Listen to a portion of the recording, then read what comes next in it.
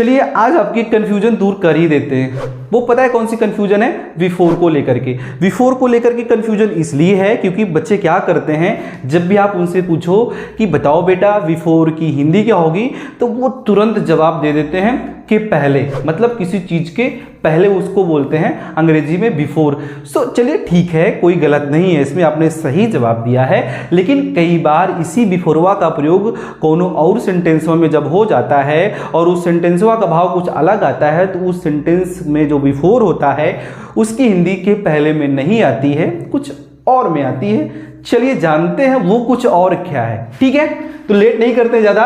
Before का मतलब होता है सामने भी। क्या होता है? आप सोच रहे होंगे सर ये कौन सी बात है, अभी तो इन फ्रंट का मतलब हमने देखा था सामने, अभी ससुरा नवा कहाँ से आएगा बिफोर, इसका मतलब कहाँ से सामने? भाई होता है बिफोर की मीनिंग सामने, मैंने एग्जांपल दे रखा है, मैं समझाता हूँ। बिफोर की हिंदी सामने, और बिफोर की हिंदी से पहले भी होती है, जिसको आप जानते आए हो, लगातार बताते भी रहते हो। जिसकी हिंदी से पहले होती है उसको भी बिफोर कहते हैं। लेकिन जो सामनवा होता है, सामने, कोनो चीज के एकदम सामने, बात समझ लो, कोई चीज सामने आ जाती है, किसी चीज के सामने प्रस्तुत किया जाता है, कोई चीज सामने आता है, नज़र के सामने आता है, तो वो क्या होता है? बिफोर वहाँ पर भी यूज करते हैं हम। ठीक है, फॉर एग्जाम्पल इसका समझ लेते हैं पहले वाले का सामने। She was standing before the police inspector. She was standing before the police inspector. भैया आप समझ लो पुलिस इंस्पेक्टर हैं और मैं मुलजिम हो गया, मैं आपके सामने खड़ा हूं, तो यहाँ पे किसका प्रयोग करोगे आप? बिफोर का करोगे। किसका करोगे? बिफोर का करोगे। सो यहाँ पे आप देख रहे हो ना किसका प्रयोग हुआ है? बिफोर का हुआ है। कैसे हुआ है? किसी के सामने होने के लिए हुआ है। किसके सामने? ये जो दिख रही है ये किसके सामने है? पुलिस इंस्पेक्टर के सामने। कौन है? सी। तो वो खड़ी थी भाई, किसके सामने खड़ी थी? पुलिस इंस्पेक्टर के सामने खड़ी थी। तो इस केस में आप क्या करोगे? बिफोर का प्रयोग कर डालोगे। नेक्स्ट क्या लिखा है? The case was brought.